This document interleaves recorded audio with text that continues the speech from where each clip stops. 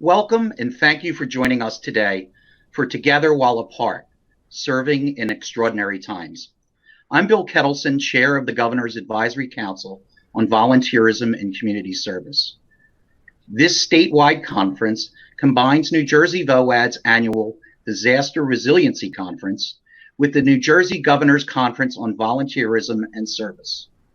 Despite the truly extraordinary times that we have all endured over the past year, countless New Jerseyans put service above self to meet the truly extraordinary needs of our neighbors here in New Jersey. Our program today is designed to inspire you, to provide you with learning opportunities, and to celebrate your role as a volunteer leader in the Garden State. Good day, everyone. As Vice Chair of the Governor's Advisory Council on Volunteerism and Community Service, I want to join Bill in welcoming you to this year's statewide Volunteerism Conference. And since April is National Volunteer Month, it is especially appropriate for us to come together to celebrate and to honor New Jersey's 1.8 million volunteers who have provided more than 160 million hours of volunteer service annually, which is worth an estimated $3.9 billion. As volunteers, you make a lasting difference as you mentor and tutor students, serve the elderly and people with disabilities, prepare and distribute food to the needy, protect and beautify the environment, sustain our arts, remember our history, and preserve our cultural institutions. Thank you all for your dedication and contributions to our citizens and institutions.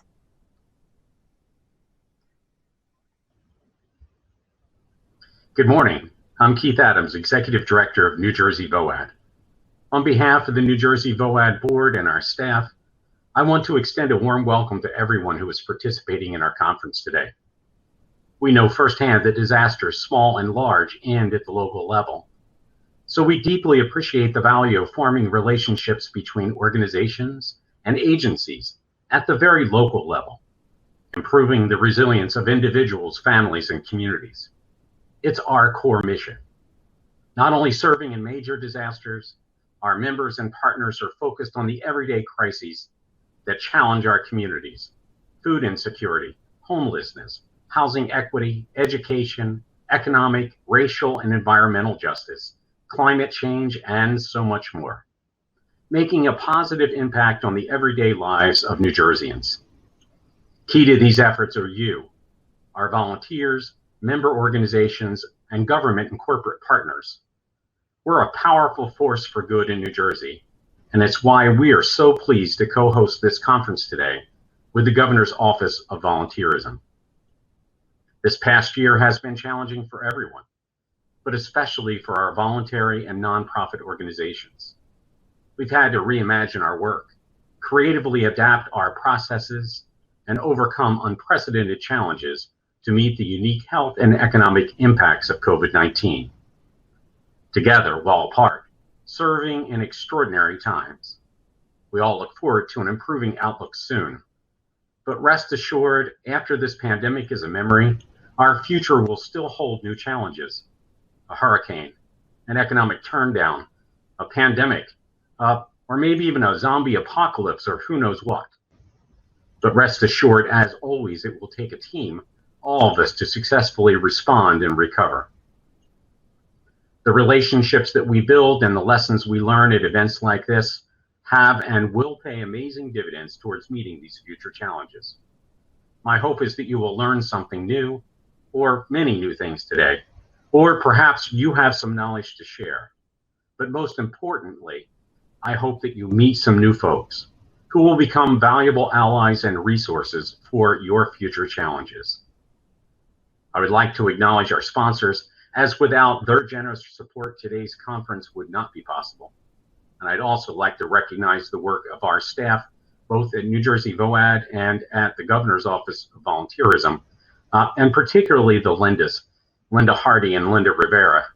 So know that if things go well today, it is all because of them. And of course, if they don't, you know who to blame, me. So now it's my distinct pleasure to introduce and welcome our keynote speaker for today's conference, Mr. Greg Forrester. Greg is an experienced nonprofit leader inspiring and managing volunteers, developing community-based programs, creating coalitions for disaster response and recovery for many years. He's facilitated training for cultural competency and humanitarian service, and for addressing issues of equity, diversity, and inclusion within organizations. Greg's led humanitarian aid teams to over 40 countries, and since 2000, to most of the declared disasters in the United States. Greg attended Cornell University and Ithaca College. He served as a New York State Trooper. He's led the United Methodist Volunteerism Mission Program for the Northeast region, and was the executive for the United Methodist Committee on Relief's U.S. Disaster Program. He also served on the board of directors of National VOAD prior to becoming its president and CEO for 4 years. Greg is the founder and CEO of Forrester Leadership, which provides consulting services for nonprofits, government organizations, and the private sector. So please join me in warmly welcoming my friend and colleague and our keynote speaker today, Mr. Greg Forrester. Thank you, Keith. And I want to give thanks for inviting me to this conference, also to the Governor's Office of New Jersey, and to the private sector partners who have gone ahead and made this whole thing possible. Because when we come together as a community, we really need to come together as nonprofits, as the government, and in the private sector. And when the three of those are working together, there's nothing that we can't do when it comes to facilitating preparedness, response, and recovery within our communities. Now, Keith has already shared with you my work history. What some of my colleagues might say is that means I've gotten a little older and a little bit grayer. And there's a lot of truth in that. And some of my colleagues also accuse me periodically of using old man stories to go ahead and illustrate points. And so that's what I'm going to do with you today. Keith has challenged me to go ahead and share with you about engaging volunteers and communities with intentionality, and specifically around issues of diversity, equity, and inclusion. And I think that is so important in this day. With COVID, what we've come to realize is our communities are where we need to base our relationships. Having people come from outside of our pods, outside of our bubbles, or whatever term that you're currently using within COVID to say, this is my safe zone. But when we go ahead and create those, we need to make sure that we're inclusive of everybody that's in our community. And how do we make it so that resources are available to everyone that's involved or everybody that's in need. And in order to do that, we actually have to take on a lot of learning process. And so over the years, I've had the pleasure of meeting some great instructors, and every now and again I get it. Other times, it loses, some of the nuances are lost on me. But what I really like is this 4-step process. And so as we're looking at learning new things, I want you to take a look at these 4 steps. And the first step is, whenever we're learning something new, is unconscious incompetence, which means we really don't know a lot about a topic. We don't know anything about it. It's not even in our comprehension. So we're unconscious and we're incompetent about it.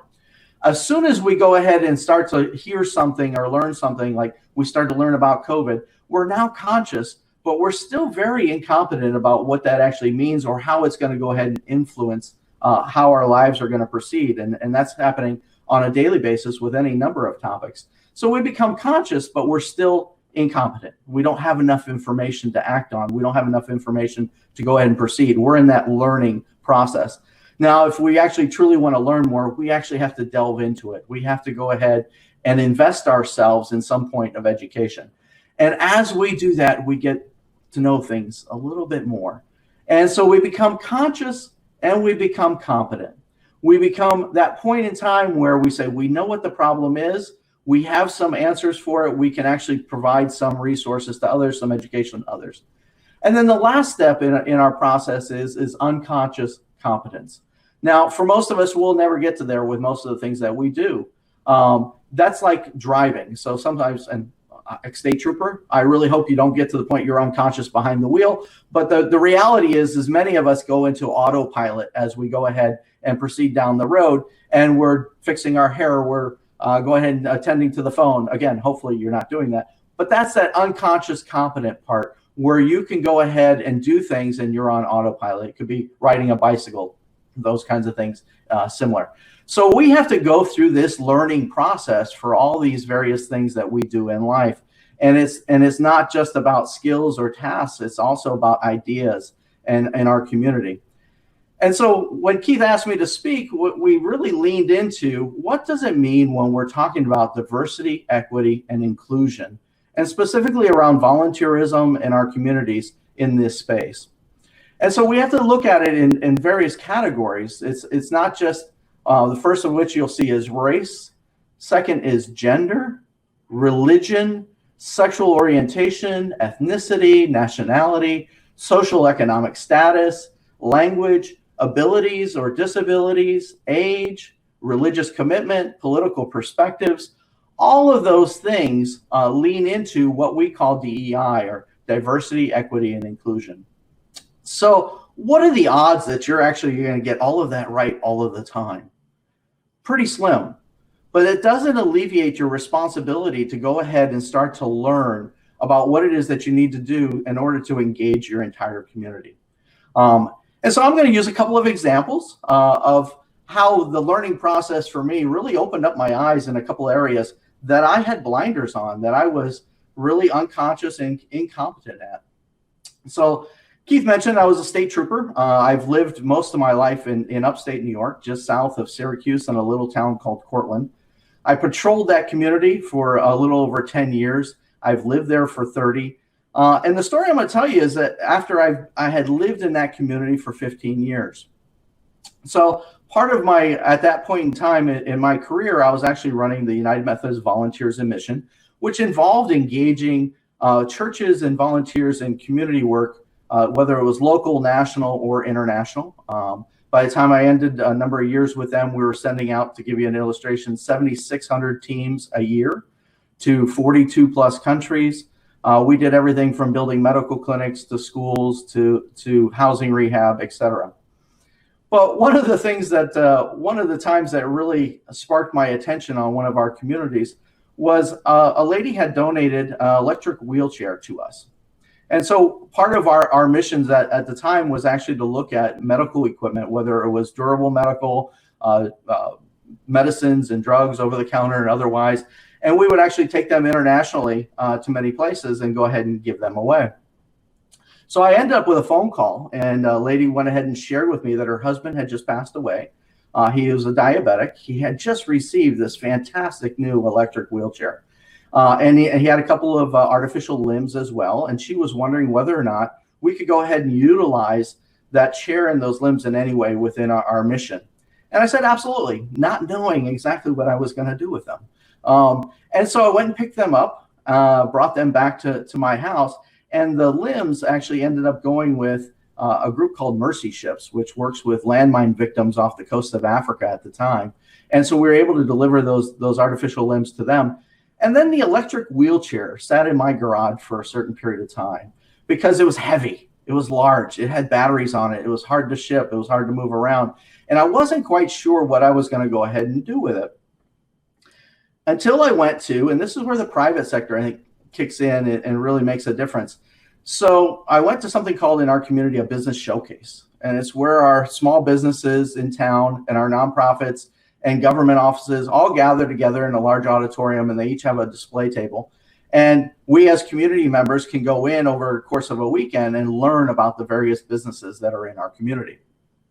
Here's where my ignorance shows. So I'm walking around this business showcase, and I come across an organization called Access to Independence. And Access to Independence is a disability accessibility group within our community that does universal design for kitchens. It does equipment, et cetera, anything, and then does a lot of advocacy work for those with varying degrees of abilities or disabilities. And so I said to them, I said, listen, I have this fantastic wheelchair. It's sitting in my garage. It's a shame that it's sitting there. How can we go ahead and utilize this in our community? Is this something that you could use? Can I donate it to you? And they said, well, absolutely, we'll take it. So again, let me preface, I've been in my community 15 years. I thought I knew it quite well. I had done police work in the area. And I said, so where are you? And they said, well, we're located on Church Street. I said, okay. I live on North Church Street. I said, so where on Church Street are you? And they said, well, do you know where the old United Methodist Church used to be? Well, of course I did, because I had attended the old Methodist Church before we ended up having to have it demolished. And I knew there was an education wing we had left behind. They said, well, we're in the education wing of the old United Methodist Church.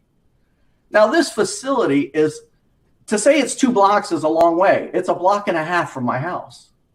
I drive past that place probably 15, 20 times a day, if not walking past it with my children at that point. And I said, well, yeah, I know where you're at. And I'm kind of ashamed to say I didn't know that you were there. And so that was my first level of consciousness raising, as far as we think we know what's in our communities, but we don't really always know. We drive past places, we drive past people that we've seen so often, or we just do it on that unconscious basis that we don't really see them. So I said, all right, well, let's arrange a time. And I did that. And I said, I'll just drive this wheelchair down to your facility and we'll work out the paperwork. So it was at that point in time when I got out of my house and drove down the sidewalk, realized that our sidewalks are in very poor condition.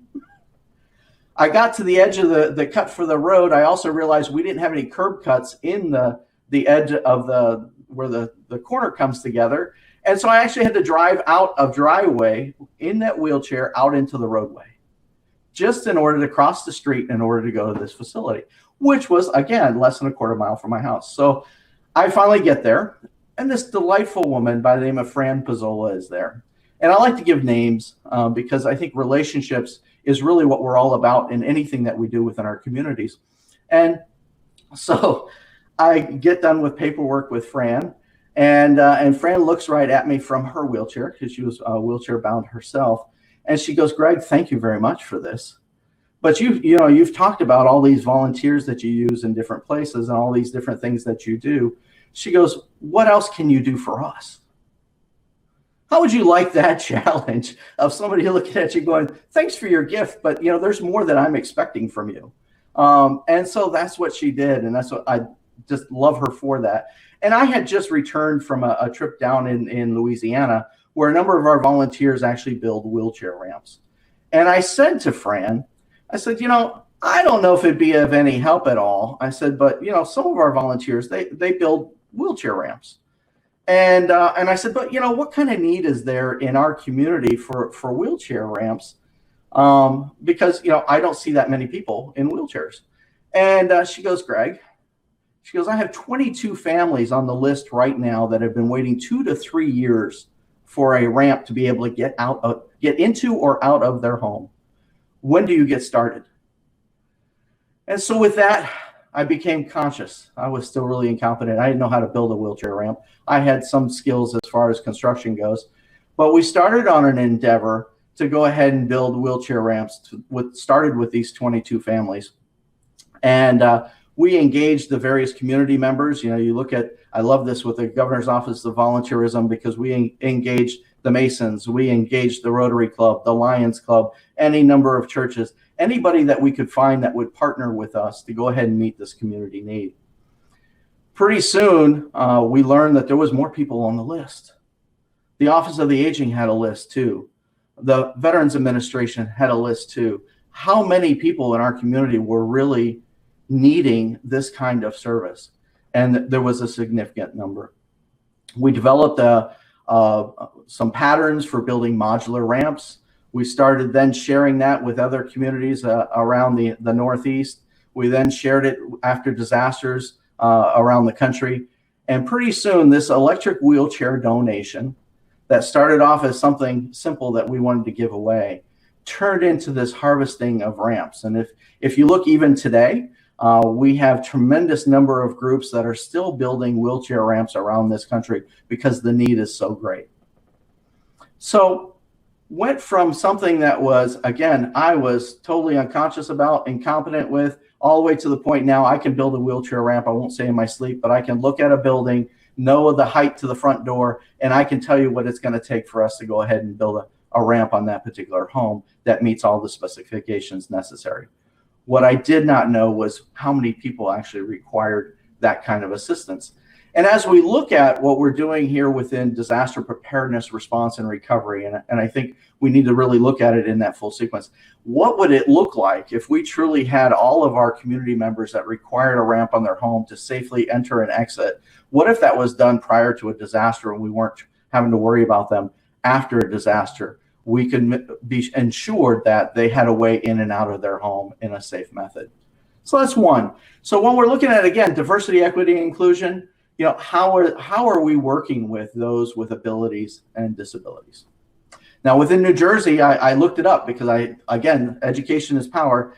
So you have about 300,000 people within New Jersey that have some form of disability that deals related to mobility, of getting in and out of a home, that has to do with how can they safely enter and exit. So my question to you is, as volunteers in your own communities, how have you engaged with that community to make sure that their needs are being met? What voices at your community gathering in order to make sure that you're hearing what it is that they have to say?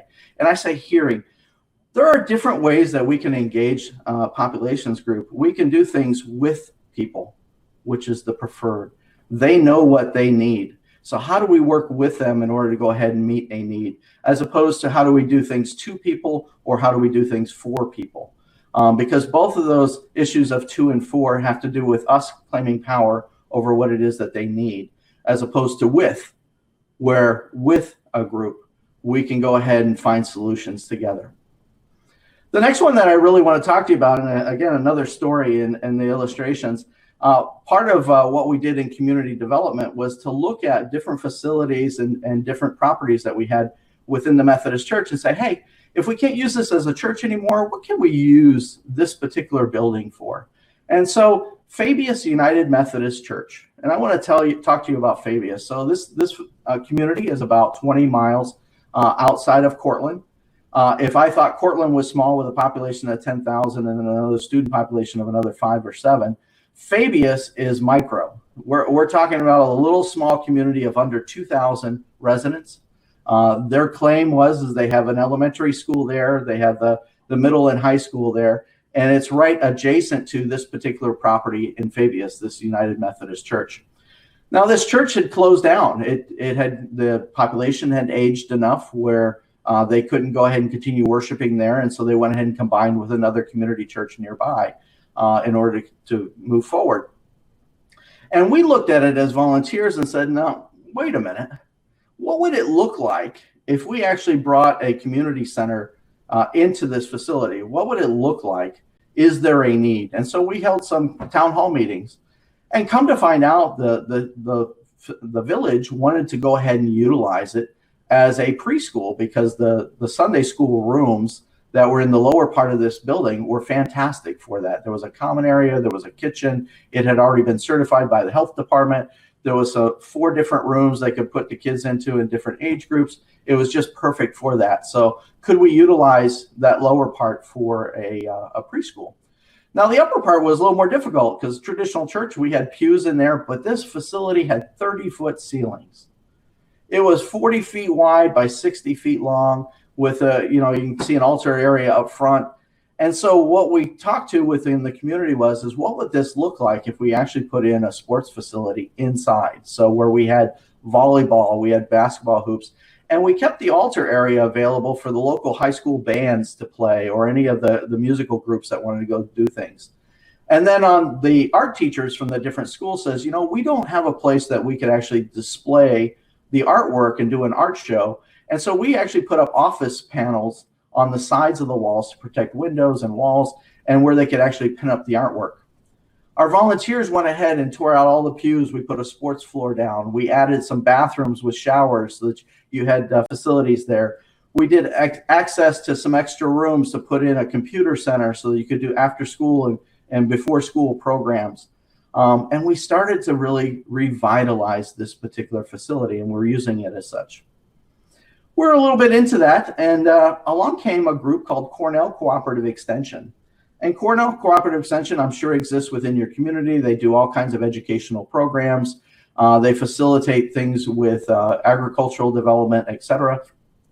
And they came to us and they said, well, we would really like to use your facility to host the Guatemalan consulate that could come and register those that are Guatemalan in this community for renewal of their driver's licenses and their passports and do some paperwork.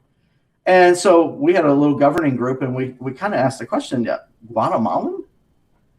We're in upstate New York. You know, how many Guatemalan families are there that it would really be of worth to actually host something like that in this little tiny village? And they said, well, don't worry, we'll do the invitations, but if you can make sure that you had some Spanish speakers there to go ahead and help us go ahead and communicate with the families that show. If you had a little bit of food, you know, that would be great, so that while they're waiting to be processed, they could eat a little something. So we waited, and the days came, and in 2 days, we saw 450 families come through our little facility in this little village of Fabius, New York. It opened our eyes to what was around us when it came to Guatemalans in our community. We had no idea, because they were a hidden population. Now, that hidden population was also hidden when disasters struck, because they wouldn't come forward for assistance. They would help themselves within their own communities. So we were then able to go ahead and start working on how do we make sure that education is happening, because in this little town of Fabius, there was about 600 students in the school system. And of those 600 students, only 12 of them listed as Hispanic. So we knew there was a whole community that was there that was being underserved. And we started to do outreach. It allowed us to go ahead and learn what their needs were, how they communicated with each other in order to actually come to our little facility for this consulate gathering. And we learned a lot. And through that conversation, I can now tell you that church there, that community center in Fabius, New York, is no longer owned by the United Methodist Church. It's actually owned and operated by a Hispanic nonprofit that goes ahead and provides services to that entire community in that region. What does this have to do with diversity, equity, and inclusion? It has everything to do with it.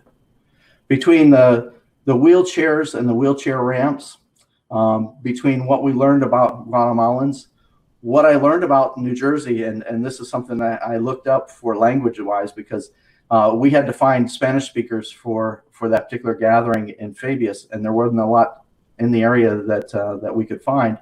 But in New Jersey, if you look at your top 5, actually I'll go 6 languages that are spoken in New Jersey, first off is English, second in Spanish, but the third may come as a surprise to you, it's Chinese. The fourth is Portuguese, the fifth is Tagalog, which is from the Philippines, and the last is Italian. And so those are your top 6. It surprised me. And I hope it's not a surprise to you, because you're residents of New Jersey. You're serving these communities that you're in, and you're engaging in ways that I just don't know about at this point in time. So what does this all mean? How do we do things with intentionality? We do it in terms of when we see an issue, we need to do a little more investigation. When it comes to how do we engage our communities in preparedness, response, and recovery, we need to do so with our eyes open. We need to do so with gaining knowledge and gathering people together to make sure that we're asking the right questions, to be sure that we have the right resources and can provide them in a way that is culturally appropriate for those that we're serving. When we do that, we can do some amazing work. If we do it wrong, we harm others. And so what I ask for you as volunteers, first off, I want to thank you, because the service that you're providing your communities is invaluable. As you heard Florence say, there's a dollar amount that's connected to that, which is in the billions. And I know that, working with nonprofits for all of these years, what we provide to our communities could not be paid for by government.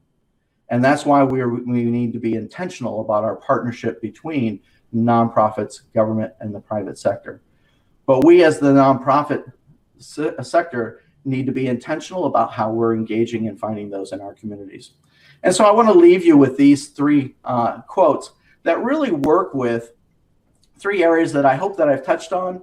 I hope that you're asking questions about, and I hope that guides you as you look at how is your organization diverse, how are you working with those with equity, and how are you making sure that you're inclusive. And this doesn't mean that, so often I heard, well, we're inviting people to the table. We're inviting people to where it is that we are already at. And what I've learned over these last couple of years is that's not good enough.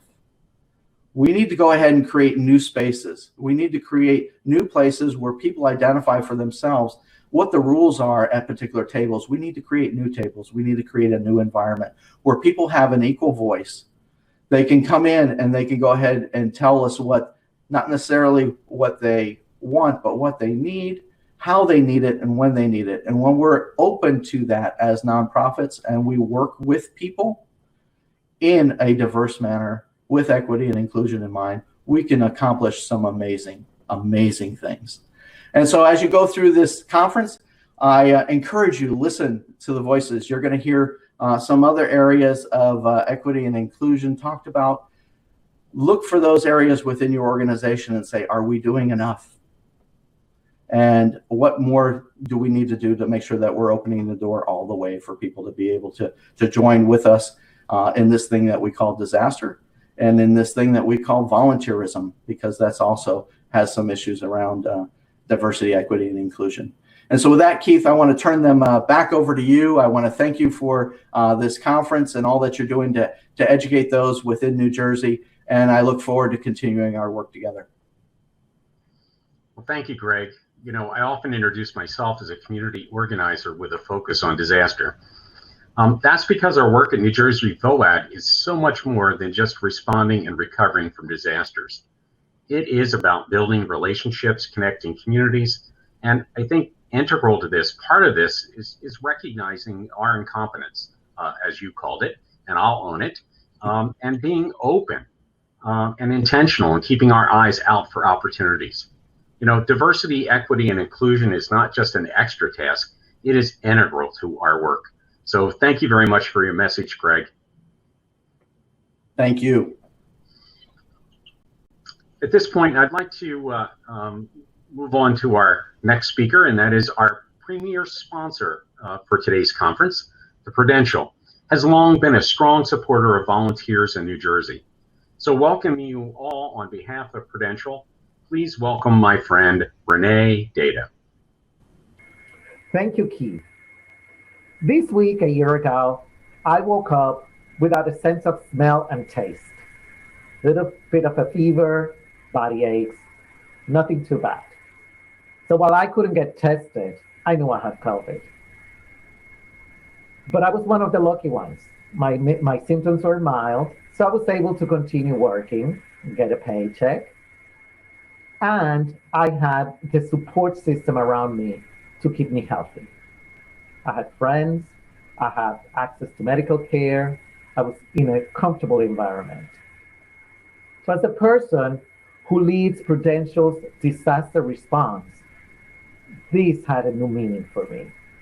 I knew what was working for me, and I knew what people should have access to as we were beginning to fight this pandemic.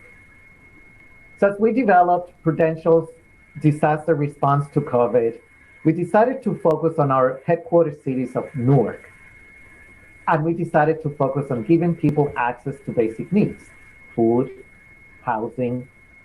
We also wanted to make sure that the small businesses could survive what we thought was going to be a temporary situation. So we were able to provide cash relief to small businesses and their employees. We also engaged our employees. Our employees donated to different causes. They got involved. They wrote letters to senior citizens and veterans.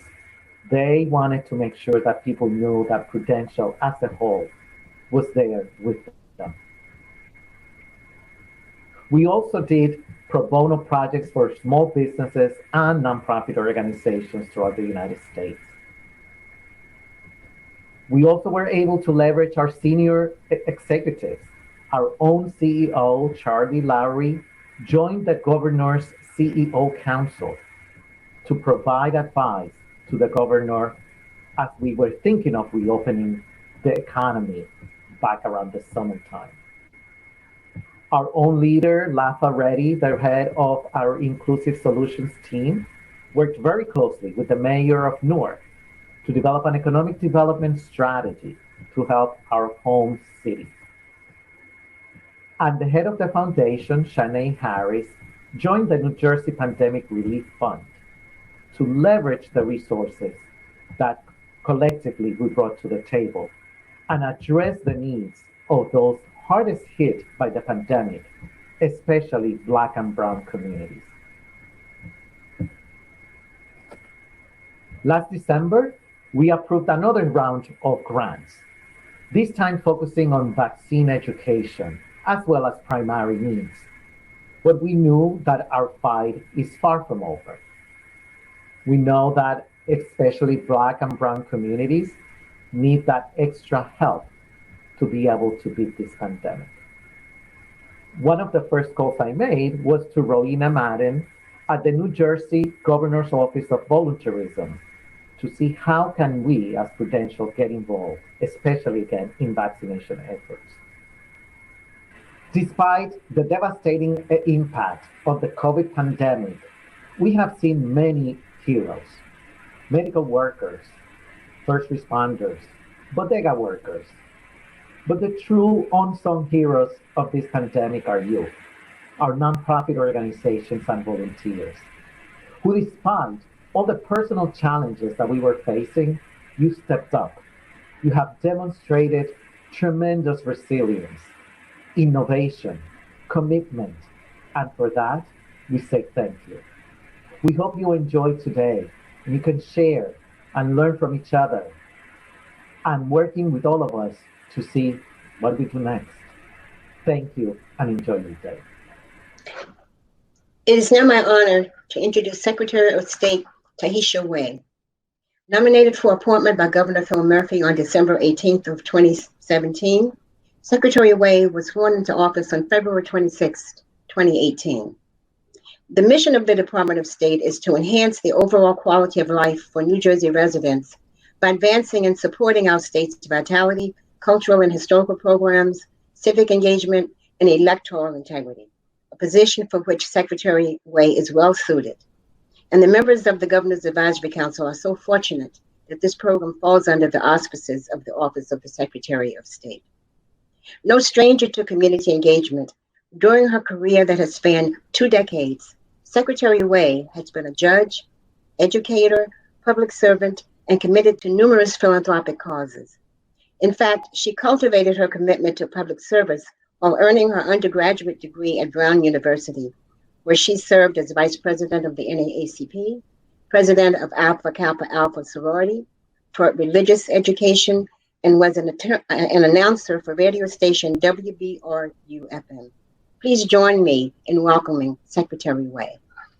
Greetings. I'm New Jersey's Secretary of State Tahesha Way, and proudly within my Department of State is the Governor's Office on Volunteerism. So on behalf of my volunteerism colleagues and all of us in state government, I welcome you to today's conference, Together While Apart, Serving in Extraordinary Times. This statewide conference will combine New Jersey voluntary organizations active in disasters annual disaster resiliency conference with the New Jersey Governor's Conference on Volunteerism and Service. Now, at the start of this pandemic, the Office on Volunteerism created safe protocols to help those not infected with the virus continue serving in their communities. These measures helped volunteers protect themselves, residents, and clients. Working with our partner organization, including NJVOAD, we developed a volunteer registration portal to conduct background checks and direct registrants with emergency response training or professional experience to the agencies that needed volunteers most.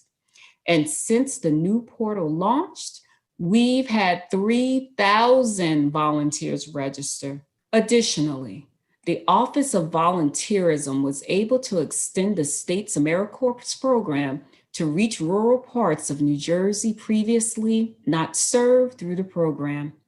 A group of stakeholders was established which deployed AmeriCorps members to health centers and nonprofits to assist in educating communities about protection and prevention measures, as well as to gear up communities for the anticipated vaccines. At the same time that our organizations have made changes, we have witnessed you, New Jersey's incredible volunteers, step forward to address these unprecedented challenges in innovative ways. Simply put, we are so grateful for your service, especially during this time of critical need for so many. Volunteerism is one of the highest callings of citizenship. Many of you have woven volunteerism and philanthropy into the very fabric of your lives, strengthening New Jersey's rich legacy. So today, as we salute the extraordinary contributions of New Jersey's volunteers, I applaud our citizens of all ages and backgrounds for contributing their time and talent to improving our quality of life.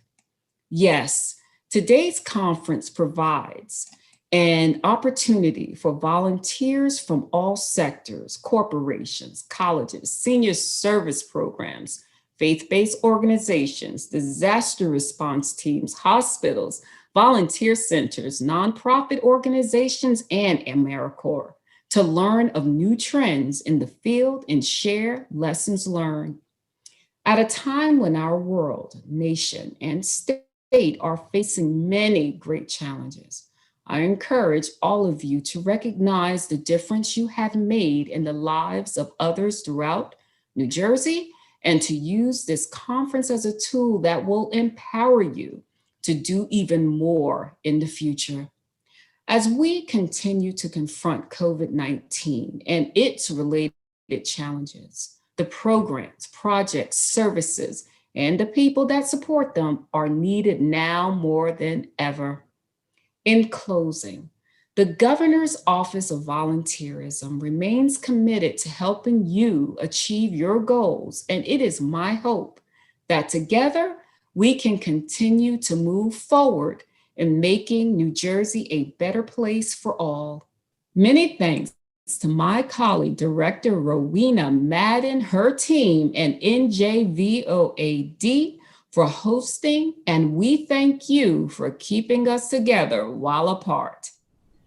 It is now my honor and privilege to introduce the governor of the great state of New Jersey, Governor Phil Murphy. Hey everybody, Governor Phil Murphy here. It is my honor and privilege to be a part of today's Governor's Volunteerism and New Jersey Voluntary Organizations Active in Disasters Conference. Having just passed the 1-year mark of the COVID-19 pandemic, it would be impossible to deny that New Jersey has lost a great deal. We have missed graduations, birthdays, and holidays, seen the closing of beloved businesses and restaurants, and most painfully, lost 24,000 members of our New Jersey family. But the Reverend Dr. Martin Luther King Jr. once said, and I quote him, "The ultimate measure of a man is not where he stands in moments of comfort and convenience, but where he stands at times of challenge."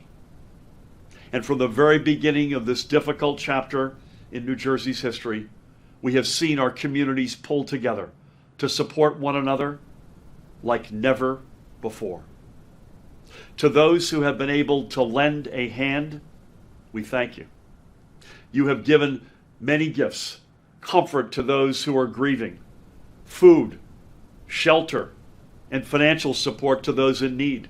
Some who have recovered from this virus have even donated their blood in the hopes that their plasma will help someone else survive.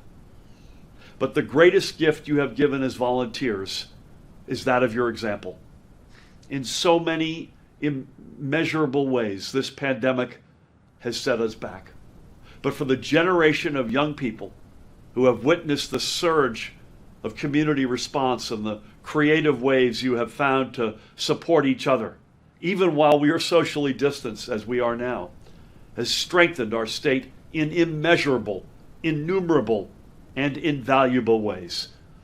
It is because of your actions and desire to help others that we are together while apart. I commend each and every one of you for all you have done in the present and for the values you have instilled in future generations of New Jerseyans.